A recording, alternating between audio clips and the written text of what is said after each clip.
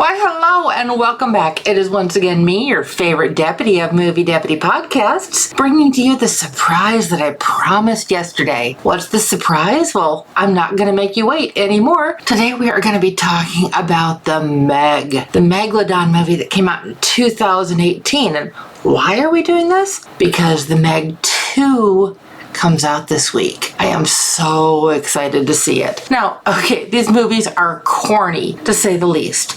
But, I mean, the original Jaws back in the day, yes, I'm that old. I remember when Jaws was in the theater. It was way beyond what anybody could have even imagined was possible. The shark that they built for the original Jaws movie, they built that so much considerably larger than, at that time, the longest shark that had ever been found. So they thought they were just totally reaching out into science fiction, into something that would never happen or something that they would never find. And now here we are all these years later, and they've actually found sharks bigger than the shark model that they used in the original Jaws. Now, the original Jaws, I mean, they kind of set the bar really high for shark movies. Every shark movie that's been made since then has been compared to it. And I bring that up because this one is Jaws for the new generation. It's even Jaws and even if you're a big fan of Jaws, there's just something about this movie because this one is about the Megalodon. Now, scientifically, realistically, we know that the Megalodon existed. They have found these monster teeth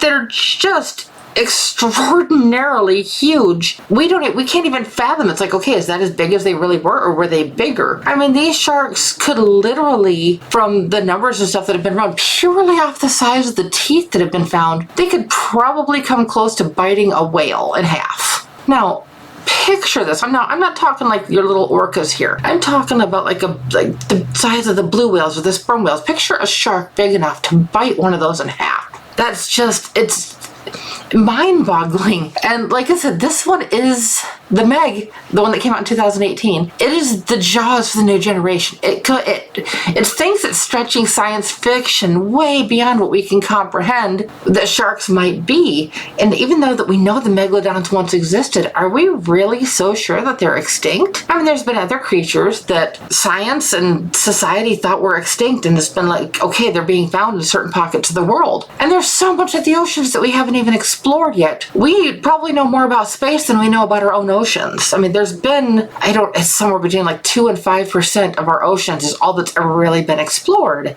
And then, of course, you have things like the recent submarine disaster thing that happened. People have gone down to the bottom of Challenger Deep. That's the deepest spot in the ocean. There haven't been very many people that have done it, but it's been done. To think that is deeper than Mount Everest is tall. I mean, just putting that in perspective in your mind is just wow. And that's the reason I'm kind of bringing this up, is this one just really, it goes places that you wouldn't expect it to go. And like I said, that's kind of what Jaws did back in the day. Jaws really contested the ideas of, like, they wanted to go over the top and build a shark way bigger than had ever been seen or ever been found. They were doing so based off of, at that time, teeth that had been found. So they were speculating roughly the size of these sharks that had long been extinct. And now they're finding even great whites that make the Jaws shark look tiny. And it's just mind-boggling. But then we find these Megalodon teeth, and we know these sharks existed. If they do still exist, I mean, there's not going to be a lot of them. I can't imagine. I mean, or we wouldn't have the sea life that we have. But the oceans are so full of science and so full of wonder. There's just so much to them, and it's just mind-boggling. And I love it. It's just wow. And when I saw this one, okay, mind you, this is not going to be a movie to kind of write home about. These are not movies that you're just going to go home and say, oh, I have to just share this with everybody. It's the best movie I've ever seen. No, it's cheesy. It's corny. I did actually only give the original Meg a 5.75 out of 10, so not a great score. But there's a reason for that. It's not that I didn't enjoy the movie. This movie is fun and it's exciting and there's so much going on. But it's the fact that you can't really follow the science in this movie because the same shark in different parts of the movie, it changes size, and so it's corny. It's just kind of silly. And there's some lines in this one that it really kind of fits the whole thing. And one of the big ones that kind of sticks with me is that I'm not crazy. I've just seen things that no one else has, and I'm like, that's the definition of crazy. Like I said, this one is corny, and I kind of came home and I was like, kind of a little bit on the movie, but at the same time, I wanted to watch it again. And I have since bought it on the digital copy, and I've watched it over and over and over. I've probably watched this movie 10, 15 times since it came out. And every time I watch it, I find something else I like about it. See, and yeah, it didn't get the greatest score, but there is so much going on. And the whole guilty and innocent rating, this one I struggle with. There's nothing really overly graphic or gory, but just because of the intensity of some of the scenes, I'm going to go ahead and give this one a guilty rating. Now, at that same thing, I would probably say this movie might be safe for 8 and above, age-wise, but just the youngest of audiences might not be okay. And since innocent is everything 12 and below, I can't quite go a full innocent rating on that one. So I hope you understand with that, and I hope that kind of makes sense. And you may be asking, okay, but why did she only give this movie a 5.75? It's still a good story, but there's a lot of flaws. And the more you watch it, the more it's easy to overlook those flaws. But at the same time, your brain just kind of gets stuck on the whole thing. The Jaws had a lot more continuity to it. The original Jaws, I actually haven't even reviewed the original Jaws yet, so I actually need to go back and do that, like, seriously. But and that would honestly be a higher score than what this one had. Like I said, it's full of just goofiness. But I do want to get back to the original review that I wrote back in 2018 before I get too much into this, because here I am just kind of going on and on and on. But the original review, here's what I wrote in my 300 words or less, and of course no spoilers on there and on here, so no worries there. But here it is. Megalodon, a massive predator that is larger than any creature that has ever existed under the sea. It's a good thing that they're extinct. Or are they? An expedition to test a theory will expose the truth. Once they suspect what they have done, they know they must stop it before it wreaks havoc upon the world. Stopping a creature such as this will be much harder than any of them anticipate. It soon becomes a battle against one another, as one side wants to study it and the others want to destroy it. It's not until the body count rises that they finally get on the same page. But is it too little too late? This then becomes a race to the end. One will win. Will it be the creature thought to be extinct? Or man? With the help of some friends and some incredible firepower, man might actually have a chance. Once they achieve their objective, something else rears up and catches everyone by surprise. Maybe it wasn't the only extinct creature that rose to the surface. All I can say is hang on, because this is one hell of a ride. It may sound cheesy and predictable, but this movie is a true guilty pleasure. You just have to look past the science and some of the supposed to be scientifically accurate, or even something that could be education. I'm going to read that part again. My brain was kind of went skeet.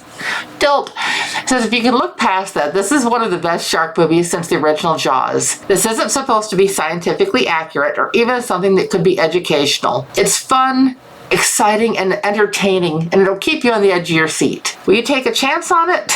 You just might be surprised if you do. Now, that's one thing I always tried to do with my reviews, is I tried to make them fun, interactive. I wanted to create an intrigue about the movie of sorts. And I really think this review did that. And like I said, the more I've watched this movie since then, it's just, like I said, I've enjoyed it more and more every time I've watched it. And like I said, it's goofy, it's silly. If you're coming into this expecting to see something like you would see on Discovery Shark Week, you're going to massively be disappointed. It is not as goofy or corny or just off the wall as the whole Sharknado things. Those are just, don't even get me started on those. I've reviewed a few of those and I'm just like, oh, no. But the Meg is just something. And I highly advise watching this one before you watch the new one. I actually have not seen the Meg 2, The Trench. I am going to be seeing it this weekend, and I will have that review up this weekend for you. But because of there's a lot of details in this one of how the Megs get up to the surface, and just the little details that go along with that, and like what works and what doesn't work with the Megs. And so it's gonna